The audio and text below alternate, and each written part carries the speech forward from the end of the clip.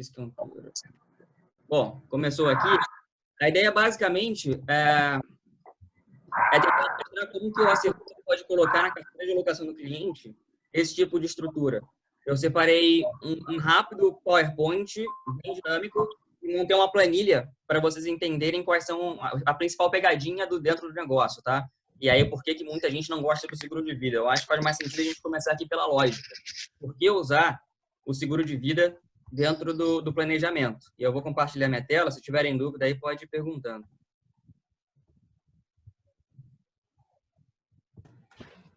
Se conseguirem ver. Estão vendo aí já? Está compartilhando? Tranquilo. Boa.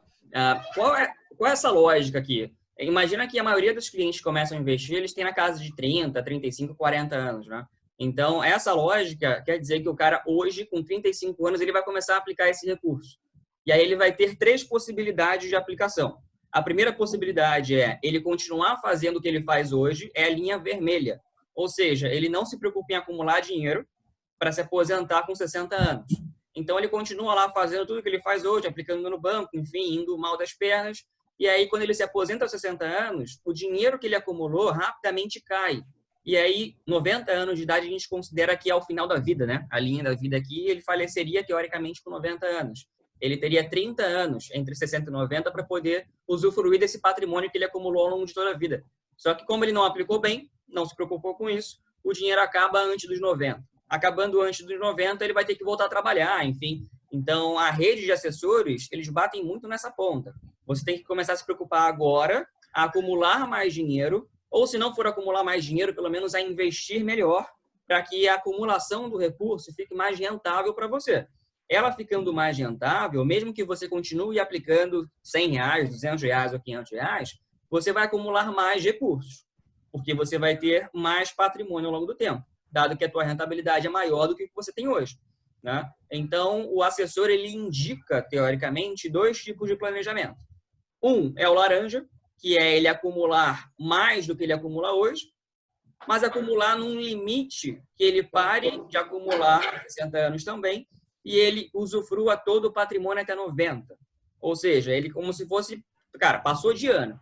Ele com 60 anos acumulou lá R$2 milhões, R$1,5 milhão de reais, e ele vai usar esse R$1,5 milhão, R$2 milhões de reais para poder viver mensalmente. Vai tirar 10 mil por mês, vai tirar 7 mil por mês. Quando ele fizer 90 anos, o dinheiro vai acabar tudo, tá? Mas também, teoricamente, é quando ele vai falecer. Então, ele não vai mais precisar de dinheiro. O primeiro movimento do assessor é tirar o cara da linha vermelha para ela trazer para a laranja, que, teoricamente, é o movimento mais fácil. Então, ele vai acumular recursos para gastar todo esse recurso quando se aposentar. Um outro movimento que é mais complexo, é mais difícil, é esse cara, ele acumular tanto recurso até os 60 anos, que só a rentabilidade do dinheiro faz com que ele tenha um patrimônio constante. O que é isso? Eu vou ter lá R$1 milhão acumulado. Vamos supor que mensalmente eu tenho uma rentabilidade de 1% ao mês. Isso quer dizer que eu tenha lá R$10 mil de grana caindo na minha conta. A grosso modo falando, sem fazer dedução fiscal, sem nada, a grosso modo falando, é basicamente, nessa linha verde, o cara acumular R$1 milhão, todo mês esse dinheiro fazer mais R$10 mil e ele gastar os R$10 mil. Mês que vem, ele vai continuar com 1 milhão, vai somar 10 mil, porque somou mais 1% desse 1 milhão por conta da rentabilidade. Ele vai tirar só essa rentabilidade. Então, essa linha verde seria o melhor dos mundos, porque aqui, efetivamente, o cliente consegue viver de renda, mantendo o patrimônio acumulado. Ele não deprecia o patrimônio acumulado. Só que, para ele chegar nesse nível, entende-se que ele tem que aportar mais dinheiro, ou tem que ter mais rentabilidade, ou demorar mais tempo aportando. Óbvio que é mais difícil isso acontecer do que apenas vir para a linha laranja, que também já é difícil, né? Então, ele vai ter sempre 3 planos de investimento. O vermelho é o atual dele, ele vai gastar o dinheiro dele antes de falecer, entre os 60 e 90. O segundo é ele fazer o suficiente para chegar até 90 anos e acabar o dinheiro, mas também ele foi embora. E o terceiro, ele acumular o suficiente para que o patrimônio que ele acumulou até 60 se mantenha e ele viva só com a rentabilidade. Porém, aqui tem uma clara defasagem financeira. Ele tem esse patrimônio aqui acumulado, mas ele precisa desse aqui aos 60 anos. Então, ele tem um gap financeiro. Tendo um gap financeiro, o problema é se esse cara falece no meio do caminho. O problema é se esse cara ele tem uma invalidez no meio do caminho. Quem é que continua acumulando esse recurso para ele? Ninguém.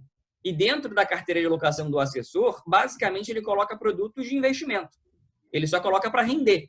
E diz o cara, ó, tem que render tanto durante esse período de 25 anos, que é de 35 anos que você tem agora até 60, que é quando você vai se aposentar. Então, basicamente, o assessor hoje só se preocupa com essa rentabilidade. 25 anos acumulando, rentabilizando. O problema é se o cara falece no caminho. Quem é que honra esse planejamento? Se o cara perde a capacidade laborativa dele, se o cara perde um braço, o cara fica inválido, quem é que honra essa questão para ele? Ninguém. E não dá para se honrar com investimentos tradicionais, com fundo, com ação. Ele tem que honrar essa estrutura com alavancagem patrimonial.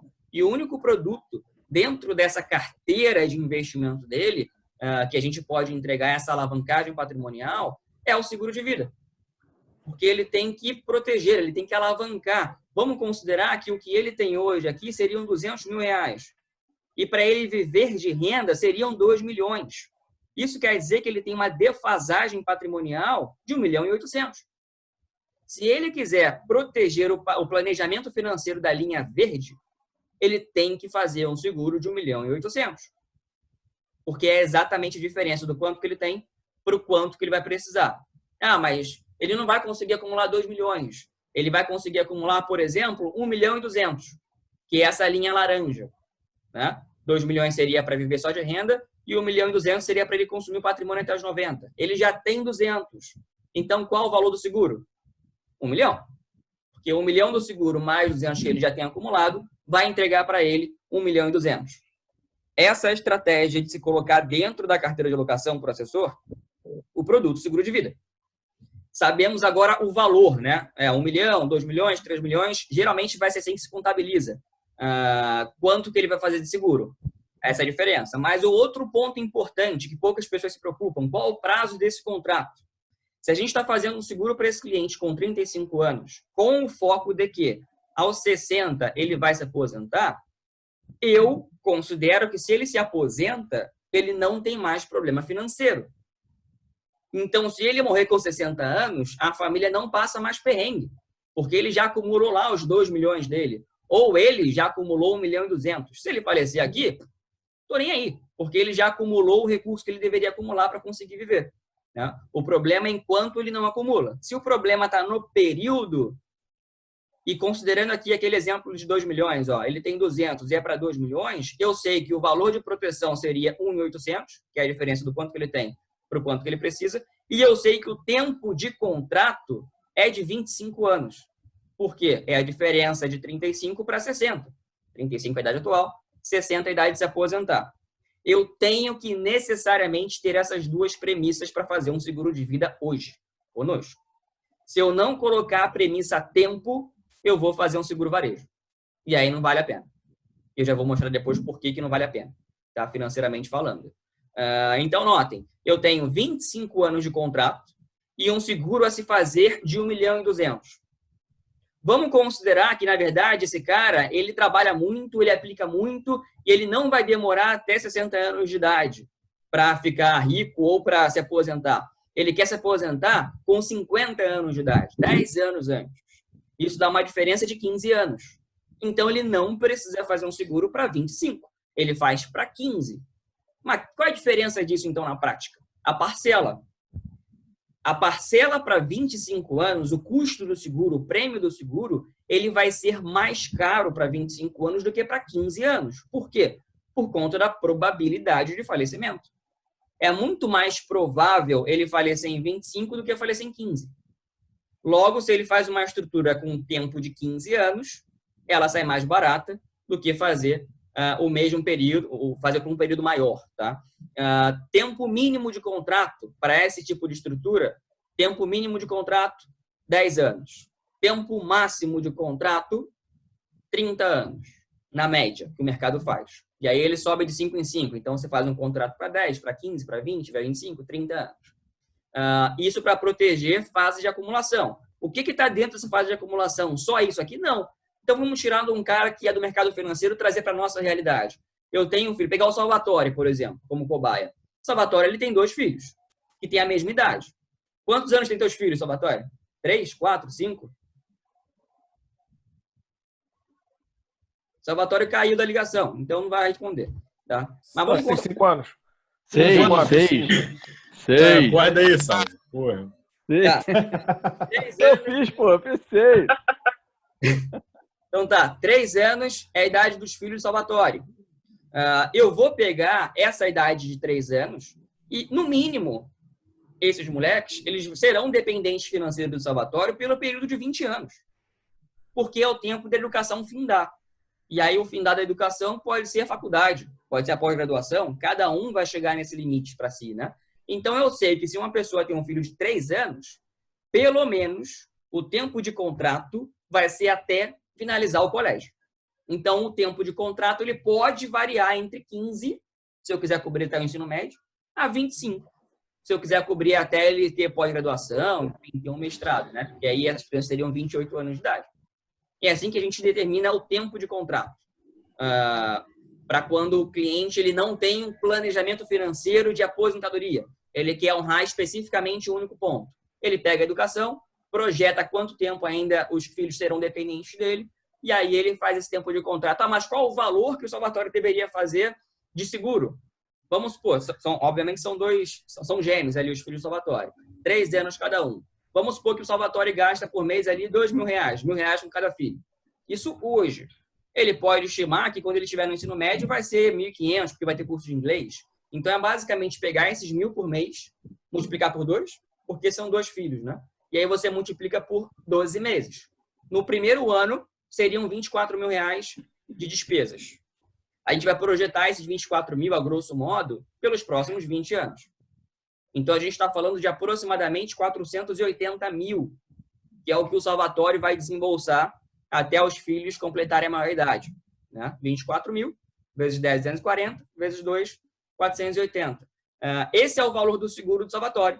E esse é o período de tempo que o Salvatore tem que ter esse seguro. Tem que ter sempre uma lógica do porquê fazer. Não é fazer por fazer. Ele tem que ter uma lógica do porquê fazer. Tá? Brito, por que ele não faz uma previdência? Porque a previdência só vai servir para esse caso no longo prazo. Se ele faz uma previdência hoje e amanhã falece, ele só vai ter no saldo da previdência que ele aportou. Ele não tem alavancagem patrimonial. Ele não tem indenização. A gente está falando de resolução do D0. Resolução do D0, nenhum produto entrega, só o seguro de vida, porque é o único produto que tem uma alavancagem patrimonial. E essa coluna aqui. Óbvio que a gente indica que, em paralelo, ele faça um plano de acumulação via previdência. Mas a previdência só dará certo se ele tiver o tempo a favor dele. E a gente está dizendo que o seguro leva em consideração que o tempo não estará a favor. Nesse caso, esse cara aqui só teria uma acumulação de 5 anos na previdência. Então, ele pararia de acumular aqui na linha verde. Logo, ele não teria o planejamento realizado. Né? Então, são coisas que andam em paralelo. Na minha opinião, o principal das duas é o seguro. Porque o seguro, se ele faz hoje e semana que vem dá algum problema, todo o planejamento que ele demoraria 25 anos para se honrar está resolvido. Né? Então, ele deixa a possibilidade resolutiva do deu ruim aqui garantida.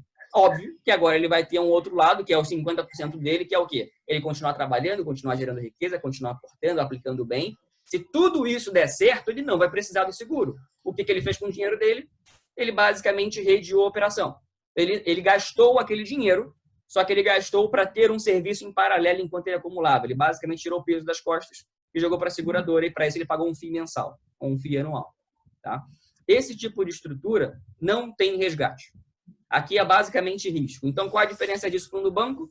O do banco, ou seguros tradicionais de varejo, o do banco ele tem uma vigência apenas de 1 ano. A cada ano, ele se renova. Renovou, ficou mais velho, ficou mais caro.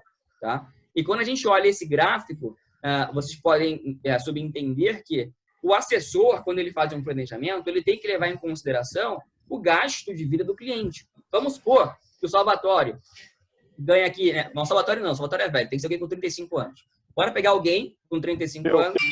Não, sacanagem. Outra pessoa. Pode ser, eu tô com 30, mas eu tô com 35 anos. O Mauro deve ter ali os 33, 34 anos. Supor que o Mauro tem 35 anos. Ele hoje tem uma renda de R$10.000. e ele tem um custo mensal de 7 mil.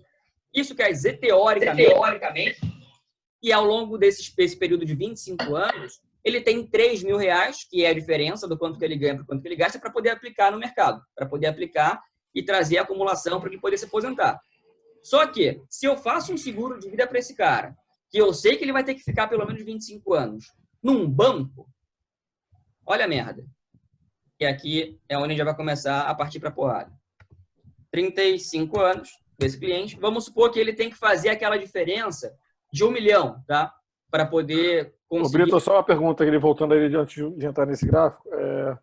E se a gente falou muito de morte, na verdade, né? Você falou da cobertura de morte, mas se aí no meio do caminho eu sofrer um acidente e ficar deficiente, não conseguir performar, existe outros tipos de cobertura que pode contratar na pólice também para esse tipo de hipótese? Validez. Perfeito. A mesma lógica do morte serve para o invalidez. A diferença é que no invalidez, na doenças graves, em outras coberturas que não seja morte, você não consegue colocar em contrato o tempo que você quer ter. Você só escolhe o tempo de contrato da cobertura de morte. As coberturas adicionais, doenças graves, invalidez e tudo mais, geralmente tem um prazo de saída. Especificamente, quando a gente fala em invalidez por acidente, ele não tem prazo de saída, porque ele é estatístico. Mas, por exemplo, quando eu falo em algo relacionado à doença, doenças graves, ele vai ter um prazo de saída. E geralmente são 70 anos de idade. Tá? Então, você, óbvio, além de colocar algo para a morte, você também tem que entender algo para a vida. Vamos pegar o Mauro novamente como exemplo. O Mauro é solteiro, não tem filho, não tem nenhum dependente financeiro. E ele está nessa mesma ótica de planejamento financeiro. Faz sentido fazer um seguro de vida para o Mauro aqui, se ele não tem nenhum dependente financeiro? Não. Tecnicamente, não. Mas faz sentido ele fazer um seguro invalidez por acidente, invalidez por doença, que dê a diferença do quanto que ele tem para o quanto que ele precisa acumular. Então, para o cara solteiro, sem dependentes, a gente vai pegar coberturas para ele usufruir. Para um cara que já tem dependentes financeiros, a gente vai olhar as duas óticas. Uma, que é o seguro de vida para deixar para alguém, e outra, para ele receber também em caso de invalidez. Até porque a gente sabe que se uma pessoa fica inválida, o gasto mensal dela vai subir. Vai ser maior do que ela tem hoje, né? E ela só não deixa de virar um ativo, ela passa a ser um passivo, que é pior, né? Então, se o Mauro, naquele exemplo, ele ganha 10 e gasta 7, ficando inválido, ele vai gastar provavelmente os 10. E aí, ficando inválido, dificilmente ele vai ter a mesma renda de 10, vai cair. E é nesse momento que ele começa a corroer o patrimônio criado. Então, é interessante também ter um seguro de invalidez para isso. E lembrando que invalidez por acidente é o mesmo preço sempre, assim como o seguro de vida conosco. Invalidez por doença, doenças graves, DIT, qualquer coisa relacionada à doença, se eu tiver uma doença, eu ganho dinheiro, ali você vai ter reajuste por idade. Tá? O invalidez você consegue, desculpa de interromper, o invalidez você consegue contratar independente da cobertura de morte ou não? A única seguradora que permite você fazer contratações avulsas é a Mão Geral, por isso que a gente é a nossa parceira principal. Então, eu posso fazer só invalidez, posso fazer só doenças graves, posso fazer só DIT. Ela te permite contratar separado. O Prudential, por exemplo, o MetLife, por exemplo. Você tem que contratar um seguro de vida, mesmo se você não precisar, para poder ter acesso a essas coberturas adicionais. Tá? Então, é interessante por isso, a cobertura da Mão Geral. Indo para essa lógica, voltando aqui, que o assessor ele tem que ter previsibilidade de quanto o cliente vai gastar ao longo do tempo, imagina que o Mauro, com 35 anos, ele é cliente do Bradesco. E da VIP Bradesco. Tá? E ele tem que ter uma cobertura de R$1 milhão no Bradesco. Se eu fosse chutar aqui, uma cobertura de R$1 milhão no Bradesco, ele pagaria, pela idade jovem que ele tem, uns R$160 por mês. Uns 150, vai. 150 vai dar aproximadamente R$1.800 no ano. Sendo muito bonzinho aqui com o Bradesco. Tá? E ele precisa desse seguro ao longo de 30 anos.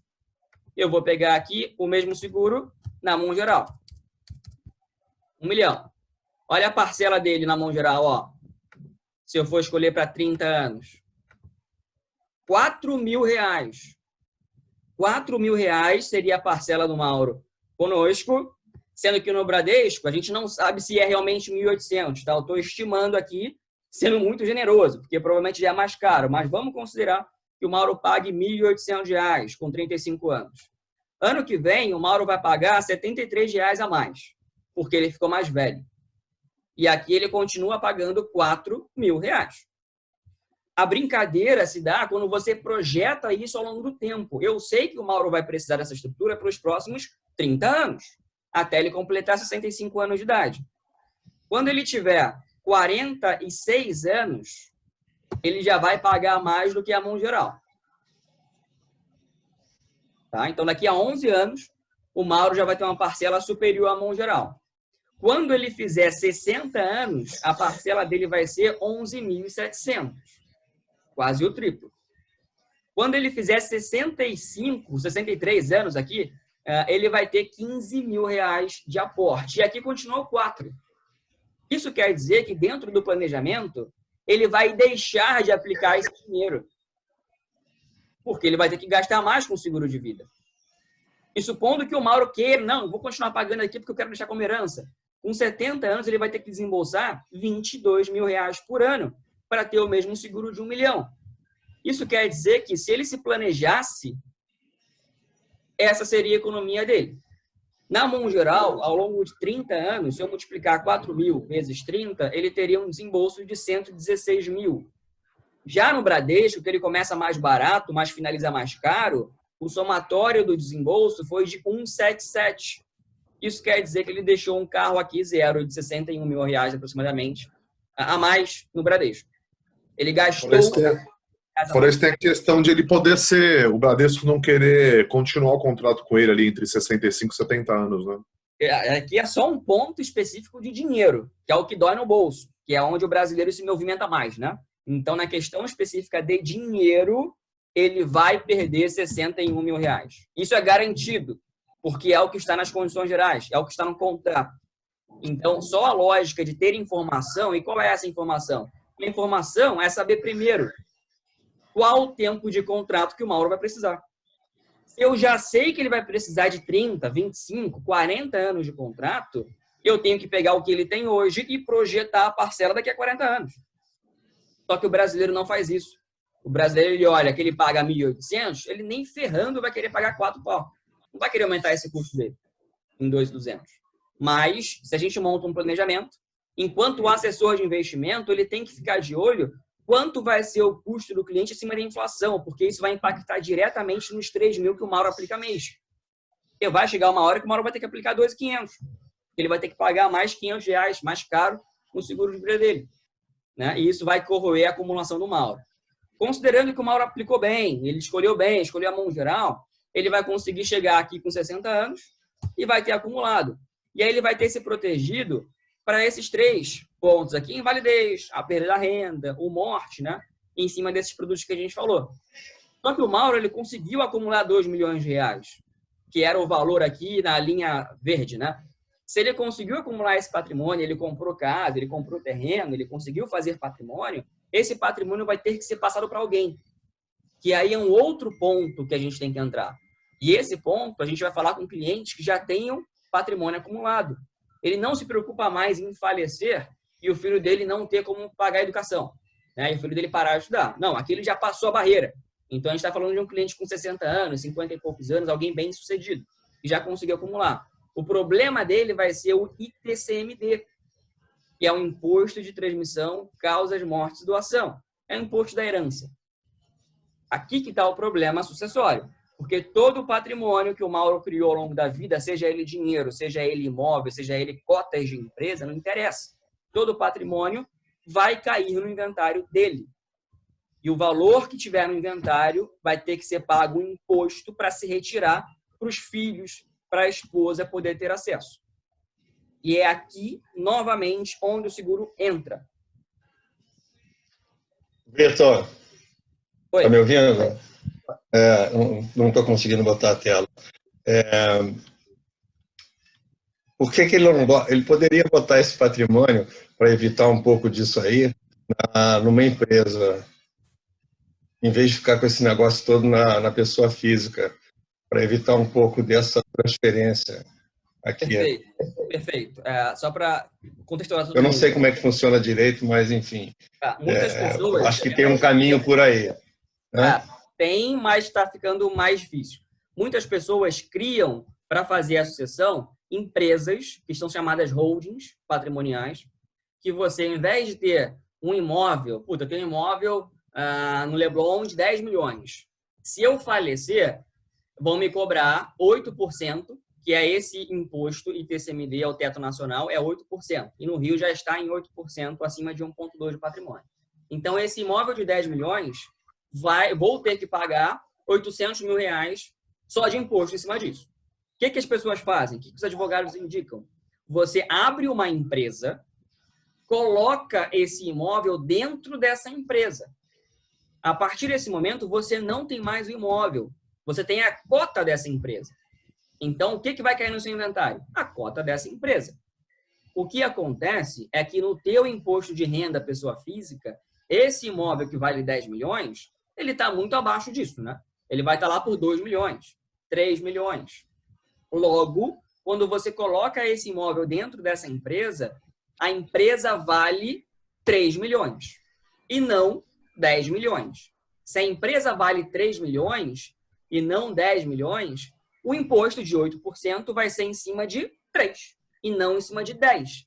Porque o patrimônio meu que entra no inventário é a cota da empresa. E a cota da empresa vale o que eu integralizei. Nesse momento, você tem um benefício fiscal de redução de base. Ao invés de pagar 8% de 10, eu pago 8% de 3. Beleza? É assim que funciona para você montar a empresa. Mesmo assim, o imposto é devido. Não é porque você fez a empresa que você para de pagar imposto.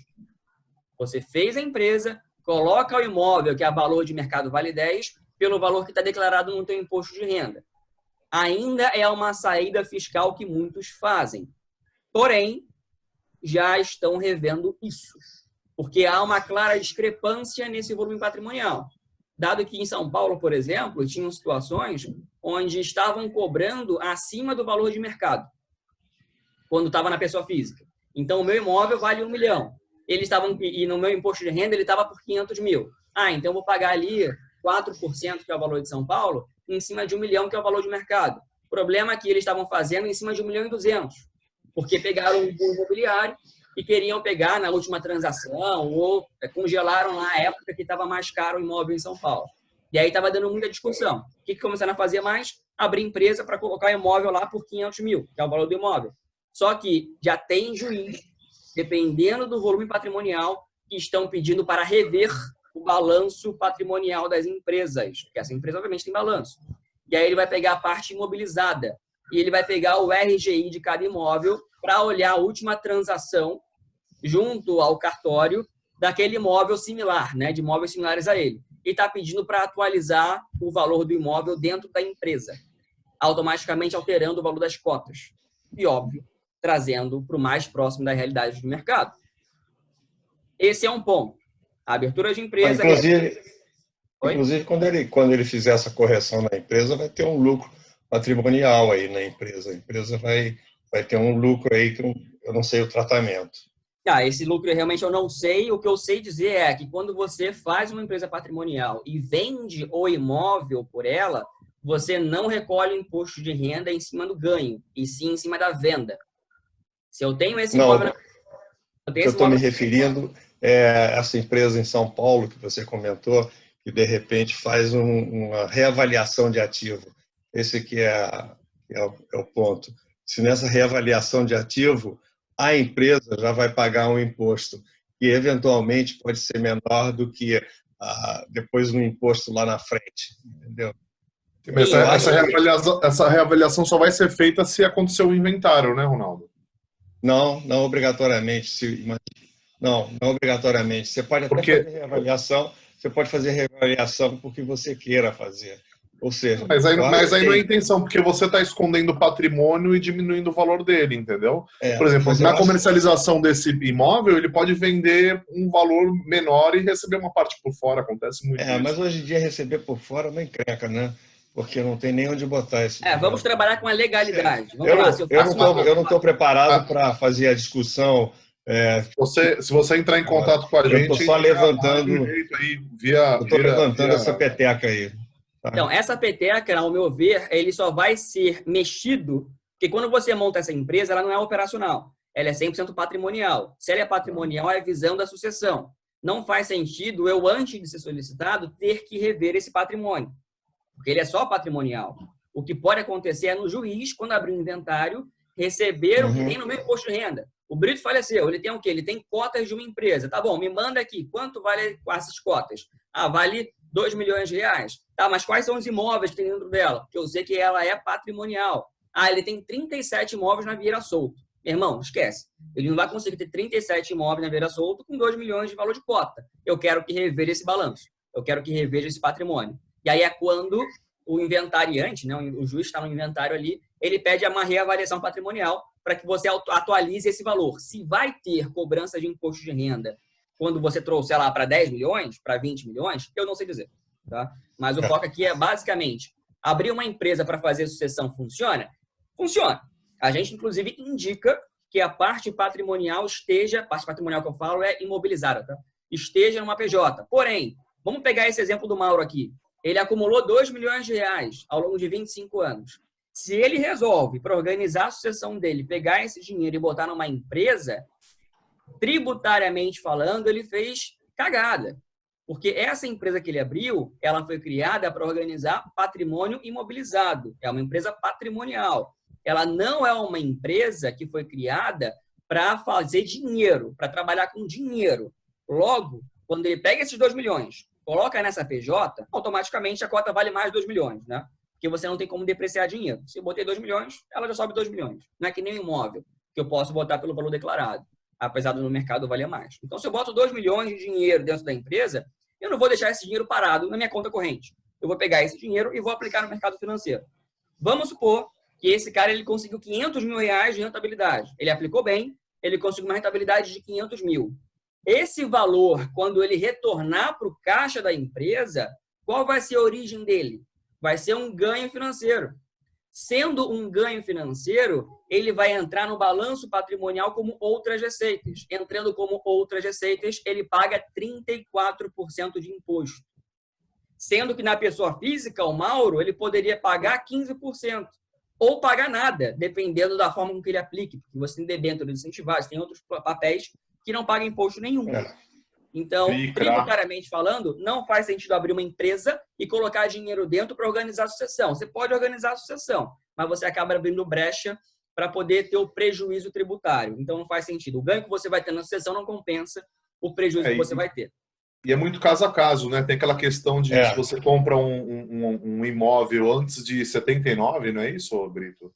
Ou a cobrança de TCMD é diferenciada. Você tem um benefício tributário, né? Se você adquirir um imóvel de 69 para trás, você não paga imposto de renda. Ou seja, o Rony ali é o mais jovem da sala, mas é mais provável ele ter nascido antes de 69. Ele conseguiu comprar um imóvel em 68. O imóvel lá valia, na época, valor presente, valia, sei lá, 500 mil reais. Hoje, o imóvel vale 10 milhões, que valorizou a área na Zona Sul. Logo, se ele vende esse imóvel, ele teria que recolher 15% dessa diferença. 9 milhões e meio de ganho, ele pagaria 15% de imposto. Só que todo o patrimônio que ele adquiriu antes de 69, ele tem isenção tributária na venda. Ele pode vender a 10 milhões e não recolhe nada de imposto. Inclusive, esse negócio aí é meio progressivo, porque, por exemplo, o meu imóvel eu adquiri em 82 e eu tenho um benefício fiscal, enfim, tem uma redução de imposto de renda absurda em cima dele. Entendeu? Você vai ter ali até 82 e 83 uma escalonada, 100% em 69, aí em 70 você pega 90%. Isso, uma tabela regressiva dependendo do prazo. Mas por que isso é importante? Porque muitas vezes, quando a gente fala com um cliente que quer organizar a sucessão, um advogado já vem falando, não, faz a holding. E aí o que o cara faz? Ele faz uma holding em 2020 de um terreno que o cara teve em 1960, integraliza na holding. Nesse momento, ele perde o benefício tributário da venda. Porque agora o dono é a holding em 2020. Se ele vender esse imóvel de 10 milhões, ele não vai pagar 15% de imposto. Ele vai pagar 6%, 6 e uns quebrados, em cima de 10 milhões. Então, essa é a diferença de você vender um patrimônio dentro de uma holding. Você não tem ganho de capital. Você paga o imposto em cima da venda. Tá? Mas para a gente poder voltar para o tema aqui, sair um pouco do tema tributário de ganho ou perda, olhando para o ITCMD cobra em cima do quê? Se você tem um patrimônio, qualquer patrimônio, ele vai incidir. Nesse exemplo que eu falei, 2 milhões do Mauro de liquidez, mais 2 milhões de terrenos e mais 1 milhão de imóvel. São 5 milhões. Então, em cima de 5 milhões, para que a família dele tenha acesso a esse dinheiro, a esse patrimônio, tem que passar pelo inventário. E esse inventário vai ter um custo. E o custo direto desse inventário é o ITCMD. O advogado, muitas vezes, pela tabela do AB, 6%. Você vai ter cartórios, você vai ter emolumentos, enfim, você vai ter uma série de custos. Hoje, a gente estima um custo de aproximadamente 15%. Tá? Então, hoje, a gente estima 15% é um custo para organizar a sucessão dentro do patrimônio do cliente. Então, vou pegar hoje 15% do patrimônio. Eu tenho lá 10 milhões de reais que vai cair no meu inventário. 15%, 1,5 milhão. Eu vou pegar, então, 1,5 milhão e botar na Previdência. Porque a Previdência não passa no inventário. Então, teoricamente, eu vou ter essa liquidez para poder pagar todos os impostos. É a primeira opção. E é o que sempre veio sendo feito pelo mercado. Eu fazia uma aplicação financeira e botava ali 10% a 15% numa Previdência para poder organizar minha sucessão. Porque a Previdência, quando eu faleço, ela vai direto para os meus herdeiros, não passa pelo inventário. Só vai ter que pagar imposto de renda. O problema é que alguns estados já começaram a cobrar esse mesmo imposto em cima de reserva de previdência. Eu quero compartilhar com vocês essa informação aqui, que vai ser importante. Esse grupo de advogados recebeu essa informação, tá? Questão tributária. Estado de São Paulo aproveita a pandemia para propor alterações no imposto sobre transmissão, causa de morte e doação, que é o ITCMD. O que eles querem fazer? Hoje, em São Paulo, é 4% o imposto, tá? Para qualquer patrimônio. 4% se o cara doar ou 4% se o cara falecer. O que eles querem fazer é botar uma tabela progressiva. Logo, todo patrimônio acima de 2,5 milhões cobraria 8%. É isso que eles querem fazer. É a proposta. Tá? E aí, beleza. Se é 8%, eu tenho um patrimônio de 10%, a gente está falando aqui ainda em 800 mil reais. Você que mexe aí, né? Oi? Alguém falou alguma coisa? Não. Se eu tenho um patrimônio de 10 milhões, eu sei que vou pagar 8% só desse imposto, são 800 mil reais. Então, eu vou pegar 800 mil e botar na Previdência, certo? Talvez não. Olha aqui. O projeto inclui como contribuinte solidário as entidades de previdência complementar.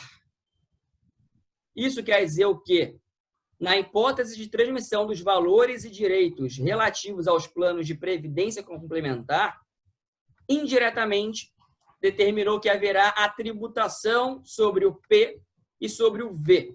O que os caras querem fazer? Eles querem cobrar esse mesmo imposto em São Paulo em cima de saldo de previdência, tanto VGBL quanto PGBL. Olha aqui, ó, as medidas não são inovadoras. 10 estados já adotam esse tipo de cobrança de TCMD. No Rio, por exemplo, já cobra o TCMD sobre o saldo do PGBL e VGBL. Tá vendo aqui? Ô, Brito, então, uma dúvida. Oi. Uma dúvida. Da mesma forma, assim, porque no passado, na Previdência, não tinha, né? Não Perfeito. tinha. Então, assim, essas regras a gente sabe que elas mudam no decorrer dos anos. Qual é o tipo de resposta que a gente coloca para se alguém perguntar, cara, beleza, o que me garante que no seguro de vida, daqui a 5, 10 anos, essa regra também não vai mudar, entendeu? Tudo bem que é um contrato de boa-fé e etc e tal, mas qual é a resposta? Continua sendo essa ou você tem alguma outra explicação melhor? Perfeito. Aí? Quando me faz esse tipo de perguntas, que é super pertinente, porque as coisas mudam, né? A gente não sabe, porque os estados estão quebrados, podem querer arrumar brecha para poder tributar. O que a gente devolve como informação? A Previdência. O que é a Previdência? Qual é a lei da Previdência? A Previdência tem lei? Não. Primeiro ponto. Previdência não tem lei própria. Ela anda em 2 mundos jurídicos. O primeiro mundo é de investimento, que a Previdência é um fundo de investimento. Você escolhe a casa, você escolhe o gestor, você escolhe, enfim, forma de tributação, regressiva, progressiva, você tem rentabilidade, você bota no teu imposto de renda. Aquilo é uma aplicação tradicional, como todas as outras, com benefício tributário de pagar 10% de imposto, que você escolhe. E ela tem uma outra ótica jurídica, de seguro de vida. Quando que ela tem essa ótica jurídica de seguro de vida? Quando eu peço o benefício. E eu tenho 2 formas de pedir benefício. Eu acumulei 2 milhões, Mauro lá acumulou 2 milhões só em previdência. Ele pode usar a previdência de duas formas. Ele contrata renda. Então, ó, não quero mais ter esses 2 milhões. Eu quero ter uma renda vitalícia de 20 mil reais. Enquanto eu estiver vivo, eu quero ter 20 mil de renda. Nesse momento, ele opta por probabilidade. Se ele entra na ótica de probabilidade, ele virou automaticamente seguro de vida. Porque ele pode falecer no mês seguinte e se ferrou. Não vai ter mais 20 mil para sempre. Esse é o primeiro ponto. Primeira ótica, probabilidade. Né? Nesse caso, ele não teria mais o ITCMD. Ele não tem mais patrimônio. Ele falou, Icatu, eu não quero ter mais 2 milhões, eu quero ter 20 mil. Falece daqui a um ano, perdeu todo o saldo dele. Ele não tem mais isso. Uma outra ótica seria o falecimento. Quando você falece, teoricamente, isso vira um seguro de vida. O que os juízes têm entendido? Não, isso não é um seguro de vida. O seguro de vida, ele é um serviço que você contrata, paga para contratar, e aqui você não paga para contratar, você acumula recursos. Você investe, você bota no teu imposto de renda, inclusive. Você tem deduções fiscais, caso do PGBL, né?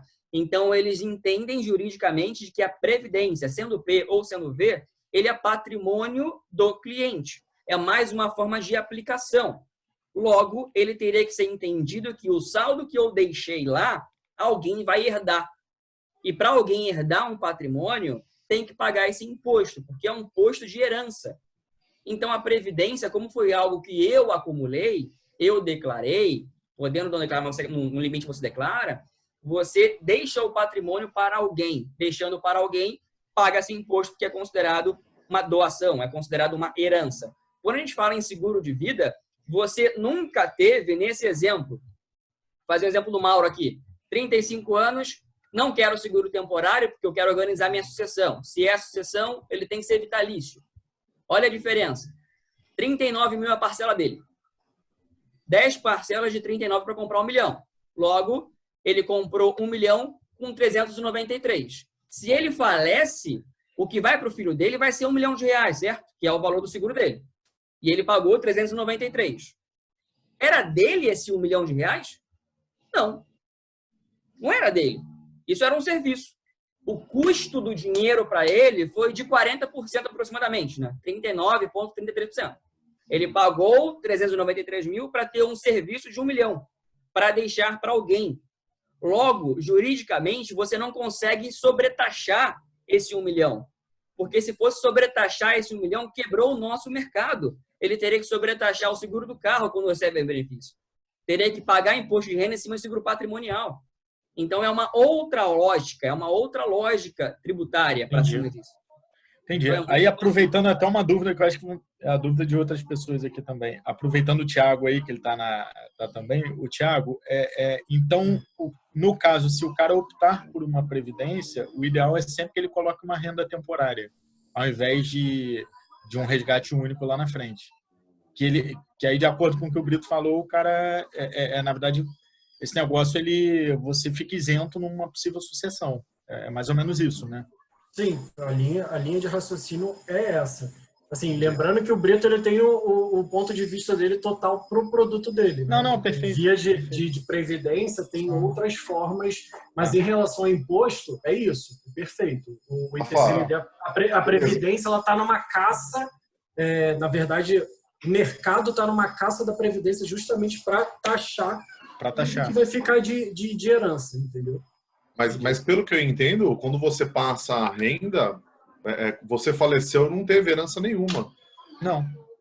Então é o que a gente está falando. Se você bota uma renda temporária de 20 anos e você falece no meio, aquela renda já foi comprada, então automaticamente ela já vai para um herdeiro seu. É só se for vitalícia que você perde. Esse que é o ponto. Então, ao invés de botar vitalícia, você bota temporário. É porque o Brito só deu 2 exemplos de resgate de previdência, né? Mas tem vários, tá? Tem as rendas, tem renda para beneficiário, tem inúmeras formas. Depois a gente faz uma outra sobre previdência que eu acho que é legal. Mas enfim, toca o barco aí. Tá? Então, voltando para a apresentação, qual é o ponto que a gente encara agora quando a gente fala em seguro?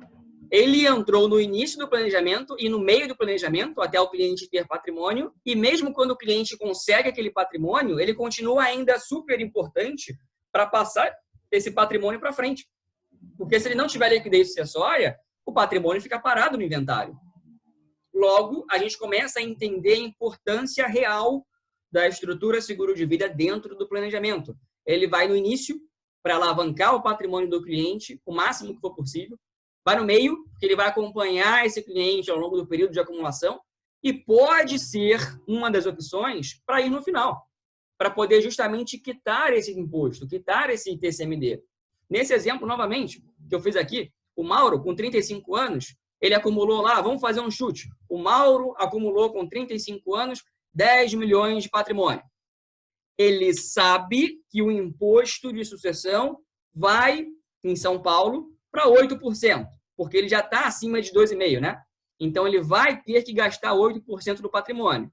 E ainda vai ter advogado, mas vamos considerar aqui que o advogado seja camarada, vai cobrar só 2%. Então, o custo de transmissão do patrimônio dele vai ser 10%. 10% de 10 milhões, R$1 milhão. O Mauro sabe que vai gastar 1 milhão para poder organizar a sucessão.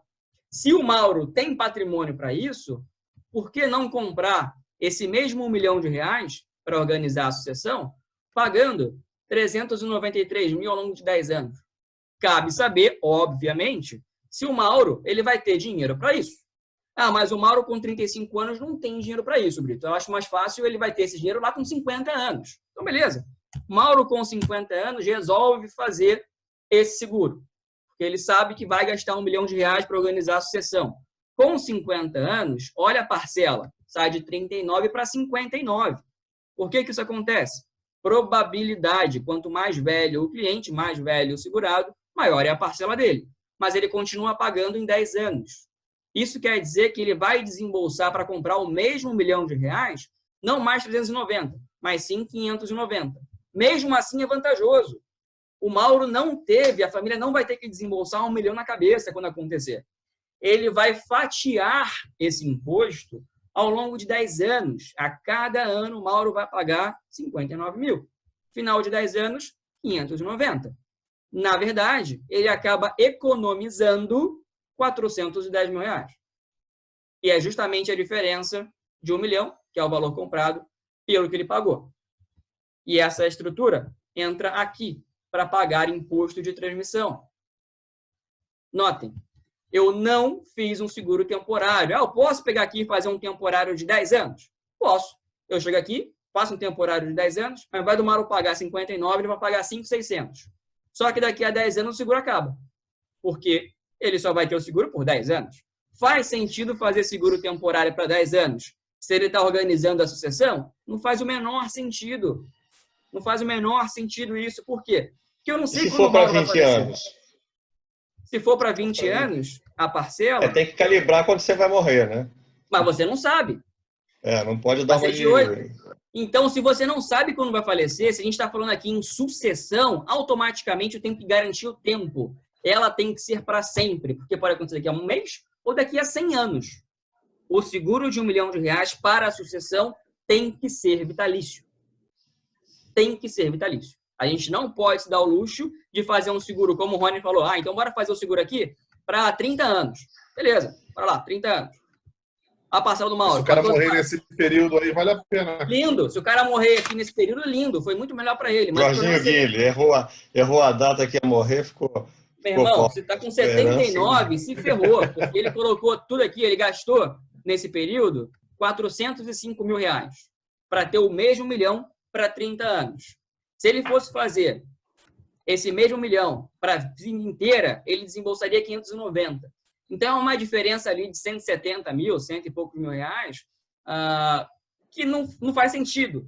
Óbvio, faria sentido quando? Quando você não tivesse a liquidez suficiente para poder pagar 59 mil. Aí, beleza, cara, bora passar isso daqui, a gente vai em paralelo doando, vai pagando esse imposto em vida, faz alguma coisa, né? Mas o importante é saber distinguir qual é o produto que entra na fase de acumulação. É o produto temporário, 10, 15, 20, 30 anos.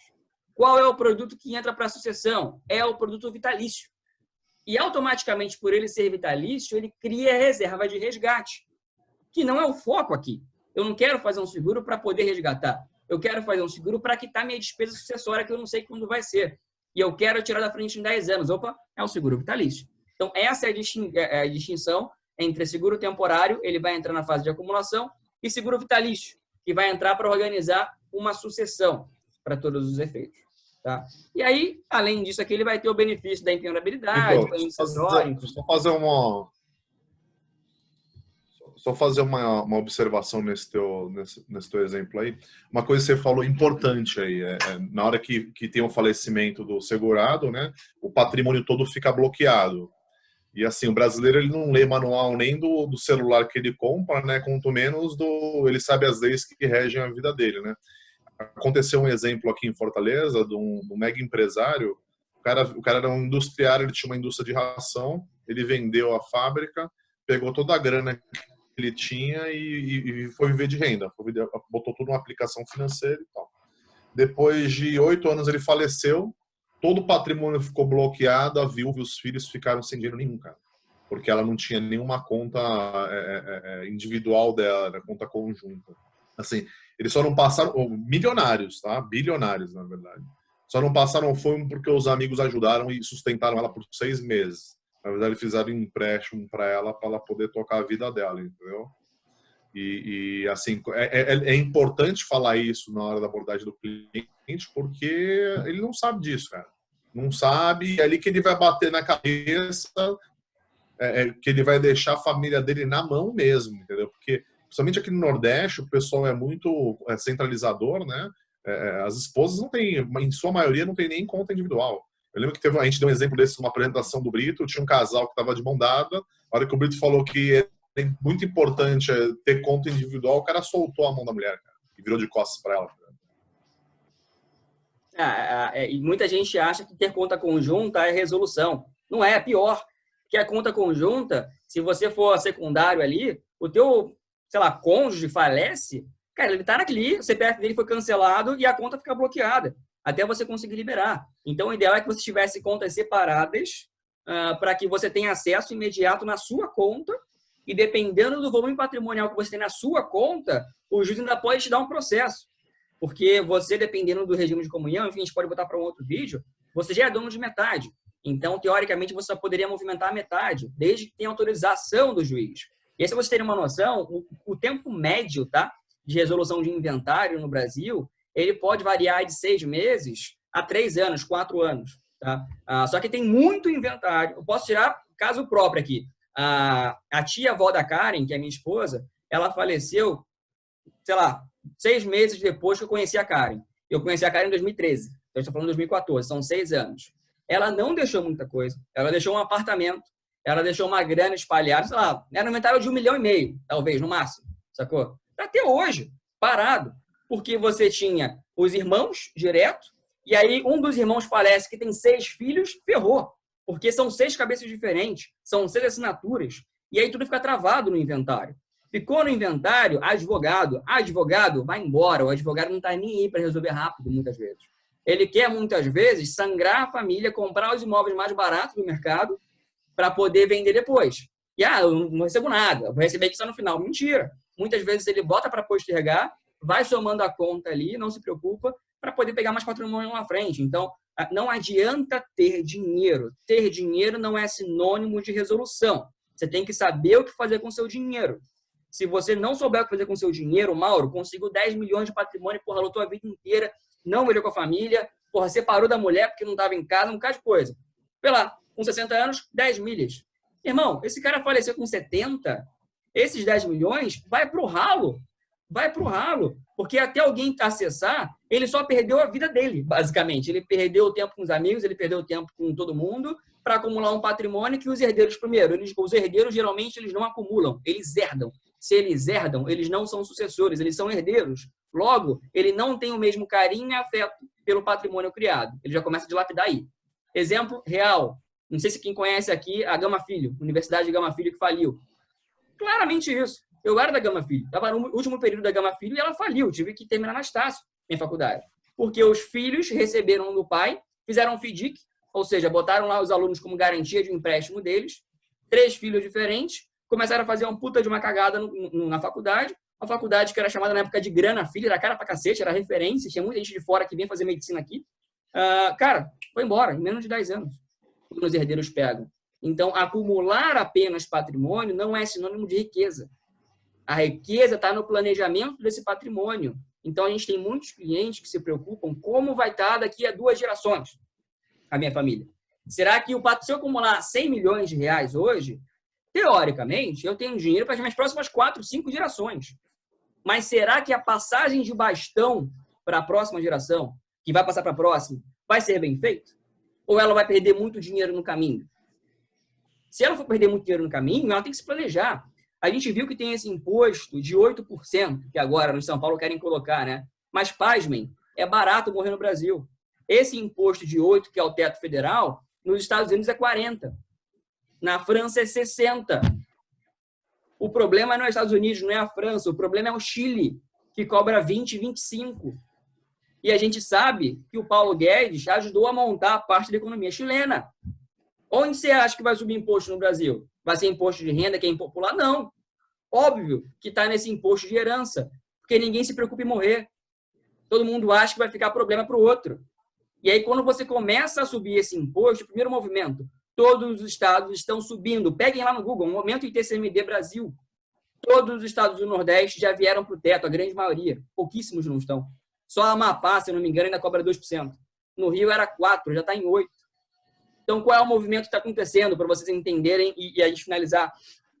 Movimento de aumento tributário. 8% é a União que coloca o teto. Quem é que recolhe esses 8%? São os estados. Então, lá, a União diz 8% é o máximo, mas vai ao Rio, eu quero cobrar 8%, porque eu estou quebrado, então eu quero cobrar 8%. Quando alguém falece, esses 8%, ele é 100% arrecadação daquele estado. A União não pega nada. É inconstitucional a União pegar parte desse imposto. Logo, é 100% arrecadação estadual. Então, por que a União aumentaria esse imposto se ela não pega nada? Não faz sentido. O que está acontecendo e o que a gente acredita que vai acontecer muito em breve, talvez? Para deixar de ser inconstitucional, tem que ter uma reforma tributária. Tem que ter uma reforma tributária. Passou a previdenciária, a próxima é a tributária. Já teria passado, talvez, ali se não tivesse coronavírus. Mas o próximo movimento que a gente acredita serão 2. 1, vem o texto da nova reforma tributária, pegando dividendos, que vai ser muito mais impopular do que o aumento desse imposto. Na reforma tributária que vem pelo Executivo, provavelmente ali, não vai ser o Paulo Guedes que vai colocar aumento de imposto. Ele não vai querer bater de frente com o mercado. Ele é totalmente contra aumentar a carga tributária. Mas será no ajuste do texto base da lei que vai ser alterado. Então, hoje é inconstitucional pegar esse imposto, beleza, continuará sendo inconstitucional se pegar imposto abaixo de 8%, que é o teto atual. Porém, todo imposto que ultrapassar 8%, haverá ameação. Ou haverá um percentual que fica para a União, porque hoje é 100% o Rio de Janeiro que arrecada. Então, é 100% o Witzel que ganha dinheiro, né? A grosso modo falando. 100% o Witzel que gasta dinheiro, até 8%. O que a gente acredita? No texto base da reforma tributária vai estar tudo que ultrapassar o teto atual de 8%, haverá uma ameação entre o Rio de Janeiro e a União. Até para poder abater lá a dívida que o Rio tem com a União. Tá? Mas não vem na reforma tributária o aumento do imposto. Porque quem coloca isso é o mal, é o vilão da história, quando a gente fala em empresariado. O aumento do imposto não vem pelo Executivo, ele vem pelo Senado. Então está na mão do Alcolumbre. O que a gente espera? Vem um texto alterado da reforma tributária e vem o Senado aumentando esse teto, que hoje é 8%, ele pode pôr em 20%, porque desde 2015 tem uma solicitação no CONFAS para ir para 20%. Se botarem no Google, vocês podem procurar lá Cid Gomes. Ele já solicitou em janeiro que o imposto saísse de 8% para 16%, como teto. Então, qual é o movimento dos estados? Opa, já quero ficar no teto. E aí, qual é a dúvida? Se automaticamente, quando altera o teto de 8% para 20%, se todos os estados que já estão no teto já sobem automaticamente, ou se vão ter que ficar revendo e ajustando essa tributação. Nesse momento... Vai depender de como ele colocou a lei, né, Brito? Geralmente se ele escolhe pelo teto nacional ou se ele bota lá escrito 8%, né? Se eu escolho o teto nacional. Meu irmão, se for isso, já era. Quando botar para 20%, vai para 20%, porque ele colocou o teto vigente, né? E aí, o que está acontecendo com a gente agora? Previdência privada. Exemplo rápido. Previdência privada. Fiz um PGBL, P de pato, PGBL. Coloquei 1 milhão no PGBL e botei tabela regressiva. Isso quer dizer que se eu tiro o mês que vem esse meu dinheiro, eu pago 35% de imposto. É isso. Eu só vou pagar 10% daqui a 10 anos. Beleza? Então, vamos supor. Botei hoje, faleço amanhã. Você não paga 35%. Você tem um benefício fiscal de cair para 25%, né, Thiago? Tá. Então, eu saio de 35% e pago 25%. Então, já perdi 250 pau. Se eu botei 1 milhão lá dentro, perdi 250. E aí, o teto nacional foi para 20%. E o meu estado cobra o teto. Eu perdi mais 20 desse imposto. Só que é 20, não de 750. É 20 de 1 milhão. Isso quer dizer que se eu somar os dois impostos, esse cliente perdeu 45% de patrimônio assim, para os herdeiros dele. O cara que tinha 1 milhão na conta, deixou 550. Olha que loucura. Sendo que Luxemburgo é 48% esse mesmo imposto. Então, a gente está pegando agora a tributação possível de países desenvolvidos. Só que com uma puta desigualdade no Brasil ainda, em país de desenvolvimento. Então, o cliente escolher bem o produto dele faz a diferença bizarra entre ele continuar com patrimônio para a família ou perder esse patrimônio para a família. Se a gente não intervir de maneira correta, pode ser que ele possa perder por volta de 50% do que ele deixou, achando que fez um puta de um negócio. E, na verdade, não fez. Essas são as pegadinhas. Então, quando a gente fala em seguro de vida, ele é muito mais importante do que a gente acha, por conta da questão jurídica e tributária. Se a gente conseguir dominar essas duas pontas, jurídica e tributária, a gente começa a entender por que esse mês o cliente pagou lá 170 mil no seguro de vida com a gente. Por que o outro pagou 150? E aí, quando você pega volumes financeiros do cara que tem 50 milhões, 20 milhões, é conta base. Irmão, vamos para o básico. Eu tenho um patrimônio de 20 milhões. Eu sei que eu vou perder pelo menos 20% disso. São 4 milhões. 4 milhões por ralo. Opa, deixa eu comprar 4 milhões pagando 200 mil ao longo de 10 anos. 200. No final de 10, eu comprei o imposto de 4 milhões por 2 milhões. Logo, paguei metade do imposto. E parcelado. É basicamente uma liquidação de imposto que a gente está fazendo. Pega quanto você vai gastar, compra esse dinheiro parcelado em 10. Esse tipo de informação, para um cara que tem patrimônio, é super, super valiosa. Porque é uma informação que vai economizar para o cara muito dinheiro, dependendo do que ele quer fazer. Tá? Então, o bate-papo de hoje até se prolongou um pouco mais, mas foi bom que está gravado, para os outros verem, vocês conseguirem rever, porque a gente está falando de um ativo que poucas pessoas dominam. E poucas pessoas dominam com esse tipo de conhecimento no sentido de trazer a questão do dia a dia, questão jurídica, questão tributária. Quando a gente mostra esse tipo de informação para o assessor nosso, na nossa ponta, a gente ganha a confiança dele.